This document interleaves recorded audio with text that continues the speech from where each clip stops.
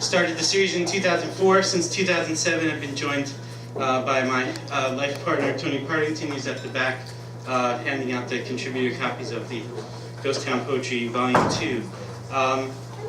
Yes, so we have a few things to do and to celebrate. One of them is that book. We also have Gwendolyn Morgan, who's going to be reading from her book, and there'll be some musical accompaniment. And then we have a bunch of people who just came because they want to be a part of the open mic. So we're going to do things a little bit differently, and I need to tell you that right away because it means that there might be some people that don't get a chance to read. We're going to try to give preference to the people who are in the anthology, and there are enough of those people that we can't do all of them during the first half, so some of them will be during the second half, and then we'll start going through the rest of the list. What we do on those nights where the list really gets overloaded is, if anybody doesn't make it up here because of time, we take those people's names and we make them first the next time around if they're able to get here at the beginning of the reading. So I just want to kind of apologize ahead of time if any of you don't make it up here. I guess it's one measure of success if you have to occasionally turn people away, and we hate to do it, but it has happened before. Some of the people that you'll hear from tonight have also been turned away, so at some point. So I always begin with a poem by somebody else to just kind of like set the tone. And recently we lost the person who I think is one of the greatest writers and also one of the greatest performers I've ever seen, Amiri Baraka. So if you don't know who Amiri Baraka is, check him out after the reading. He started out as Leroy Jones, so you might, if you're in a beautiful used bookstore, find him under that name. So this poem is called Three Modes of History and Culture. Chalk-marked sects of the nation on walls we drummers know as cathedrals, cathedra in a churning meat milk. Women glide through looking for telephones, maps weep, and our mothers and their daughters listening to music teachers. From heavy beginnings, plantations leaning America as speech and a common emptiness. Songs knocking inside old women's faces, knocking through cardboard trunks, trains leaning north, catching hellfire in windows, passing through the first ignoble cities of Missouri to Illinois and the panting Chicago. And then always we go where flesh is cheap, where factories sit open, burning the chiefs. Make your way up through fog and history, make your way and swing the general, that it come flash open and spill the innards of that sweet thing we heard and gave theory to. Breach, bridge, and reach to where all talk is energy, and there's enough for anything singular. All our lean prophets and rhythms, entire we arrive and set up shacks, hole cards, western hearts at the edge of saying, thriving to balance the meanness of particular skies. Race of madmen and giants. Brick songs, shoe songs, chants of open weariness, knife wiggle early evening of the wet mouth. Tongue dance midnight, any season shakes our house. Don't tear my clothes. To doubt the balance of misery, ripping meat hug shuffle fuck. The party of insane hope. I've come from there too. Where the dead told lies about clever social justice. Burning coffins voted and staggered through cold white streets, listening to Wilkie or Wallace or Dewey through the dead face of Lincoln.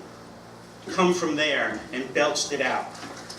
I think about a time when I will be relaxed, when flames and non-specific passion wear themselves away, and my eyes and hands and mind can turn and soften, and my songs will be softer and lightly weight the air. Amiri Baraka, we miss you.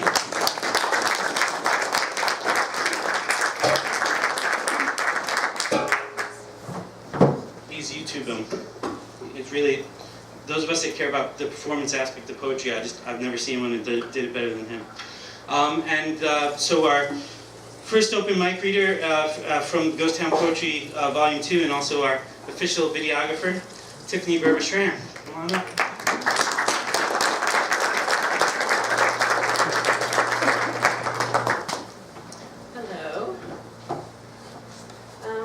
I'm going to read is the one that's in the book, and my daughter's going to sign. This is my daughter Brittany, and she is going to sign while I read.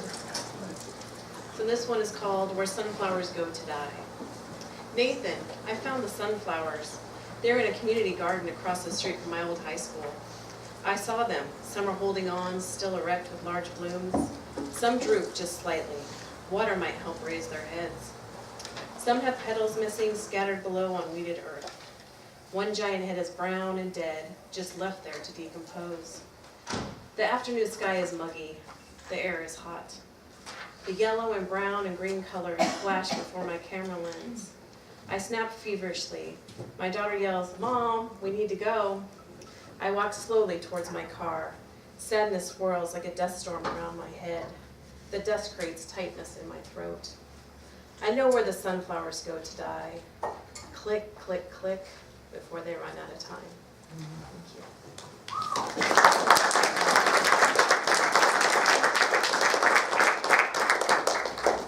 The second one is called If He Leaves You.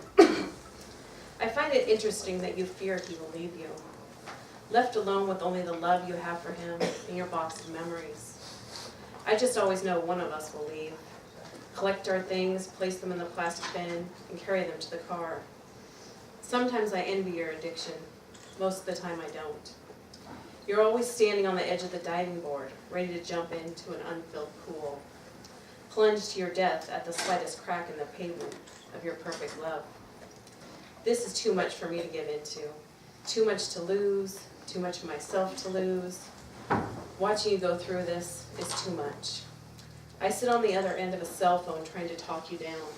Sometimes it works, and sometimes you dive in anyways. And sometimes I wish I felt so compelled to stand at the edge of the deep end, hurl myself into the depths of love. I dip my toes in the shallow end, cautious and unloved.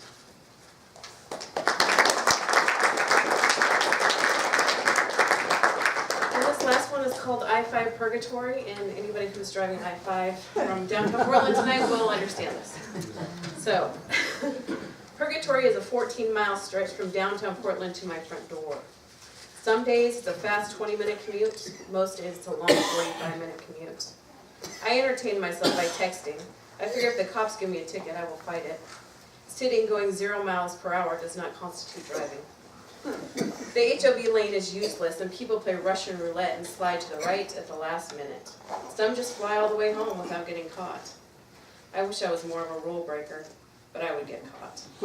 I have better ways to spend my money than giving more to the state of Oregon. I sit and wait, text and drive 2 miles per hour. I watch the green numbers of the clock move fast. The snails have their racing stripes on, lined up along the white line of the medium. I have to say they are winning the race, and they know it. They mock me as they stretch their necks out from underneath the hard shell. They laugh with their friends and say, "Look at those stupid humans just sitting there." The other mystery that has baffled me for years, and I mean years, what is the problem with going the speed limit over the whole bridge? Going slow will not prevent you from falling off the other side. My thought is that at least if you're going fast, you might be able to perform a Dukes of Hazzard jump and land safely on the other side. Purgatory is sitting in traffic for an hour and a half of my day and arriving home to see the snails waiting at my front door.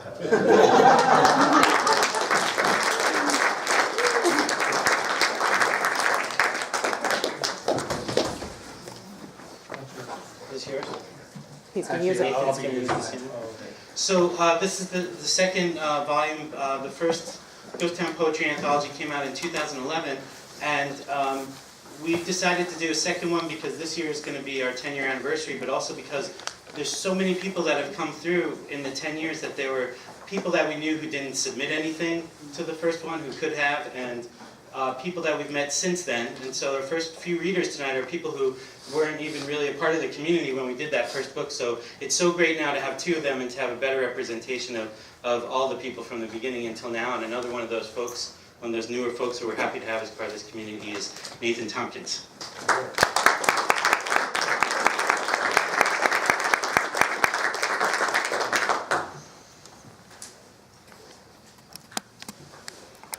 On the birth of an empress. It was at the dawn of the world when I dialed that landline telephone. My fingers strummed the buttons as if they were the strings and frets on a miniature lap dulcimer. I wanted to see if you had been freshly harvested from the garden of your mother's womb. And then I was told I was the father of a lovely baby girl. You. I just wish I could have watched you emerge and welcome you into this world and clutched you as my lips whispered musical notes into your outraged ears. But I was not there to see you born. I did not stand beside your mother as you came into the world as a Caesar, a shining empress scoured in sterile light. But that doesn't mean that I don't imagine my lips as they leave a moist trace upon your forehead, on your cheek, on your lips, or on your tears.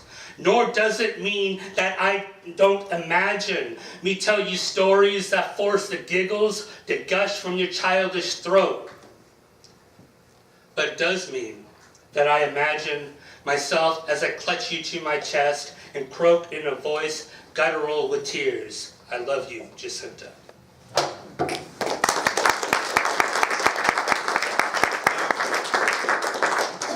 W.B. Yeats, way back when, wrote several poems based on Irish mythology.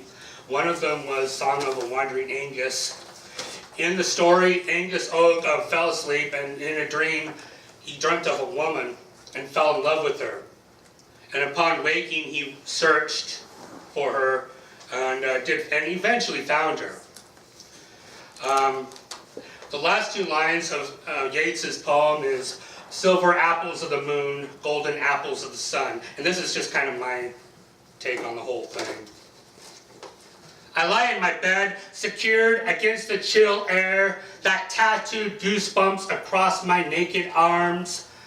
I slept through winter's darkness as the snow fell just outside my window, and the frigid breeze sifted through glass pane filters between white blind blades. I dreamt I rose and walked outside. Beneath the cloud-veiled form of the full moon, the porch bulb cut a tunnel of light that glowed a faint orange. My feet, they're bare, toes dig fresh holes in the powder, but the gold does not stain my skin. As I walk on the lawn, see fresh waves frozen on the ground, and then I hear a laugh and turn to see her lift her heels in a fairy dance, kick her boots to the air as she jumps and prances to some tune that only she could hear.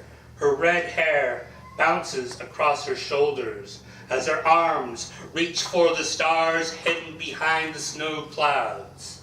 She sees me, stops her jig, smiles as the bare light glints in her blue eyes, traces the strands of hair that curl to her lips, and she lifts one hand and waves before she turns, runs down the street, gone. So I rose from my bed and heard her voice sing. She sang my name to call me from my slumber, to call me to find her, whoever she is, wherever she is. And so I will, through snowfields and over mountains, find the lass who dance in that street-lit snow until I am old, and together we will clutch hands as we walk down the streets to our graves. For her eyes are my silver apples of the moon. Her lips are my golden apples of the sun.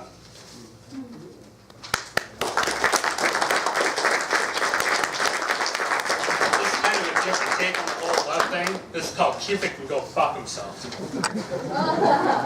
Cupid, the youthful Roman god, the white feathered wings, stalks through the forest of concrete and steel, armed with his hunting bow, as he hunts for unwary men and women with arrows tipped with gold or lead.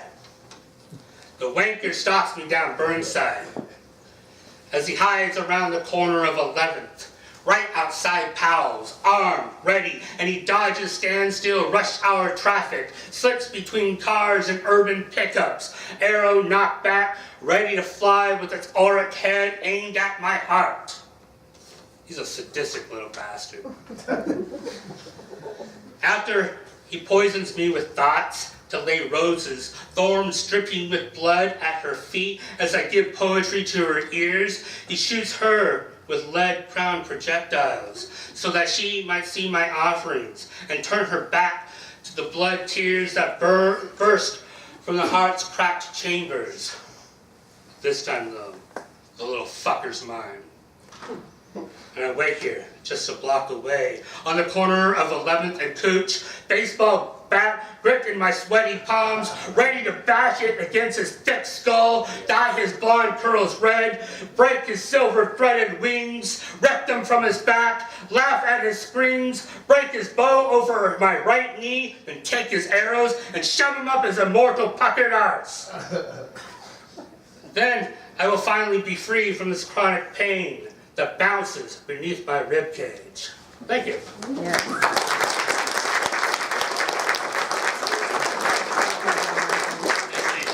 Our next reader is also going to be our feature here next month on March 13th. Please welcome Joyce Colson.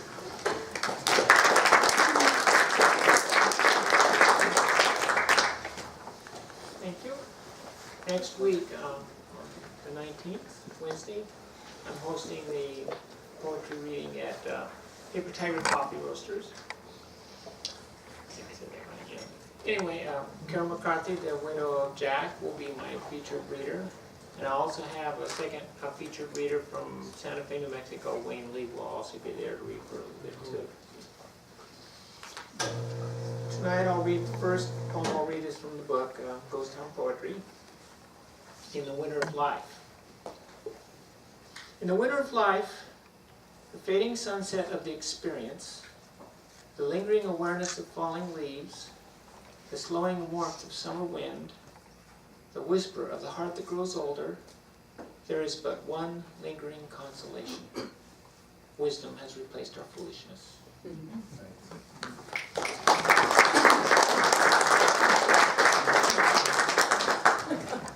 Many years ago, I had once in my life jury duty, so this poem is about that experience, called Jury Duty. When you're in the jury, there's an incessant drive to be wise. There's an obsession with giving justice its due. There's a nobility of responsibility to endure. Yet when you sit there and hear the evidence pile up with colored photos of the deed, with logical witness from the police, with a dispassionate, firm judge, the wisdom, the justice, the responsibility fly out the closed window of a stuffy courtroom. Then the guilty party offers an explanation, and you watch the drama unfold with the truth. You watch the evidence rape this helpless victim and realize why you wished you weren't in the jury in the first place. Those soulful eyes, the voice holding the pain of betrayal, and the pathetic posture and demeanor that argues with evidence and testimony. Then comes the hardest part, when you sequester yourself with 11 others into a room to deliberate on a verdict. When you're in the jury, there's an incessant drive to be wise. There's an obsession with giving justice its due. There's a nobility of responsibility to endure. When you're in the jury, no one, I mean no one, told you the duality of just guilty or innocent is the greatest crime of all.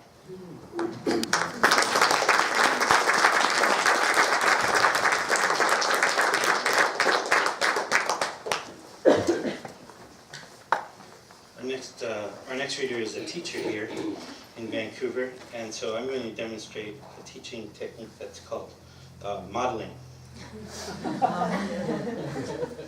So take yours and find, if you don't already know where the button is that turns it off, find it. Please. So yes, let's welcome our friend and someone who is shaping young minds.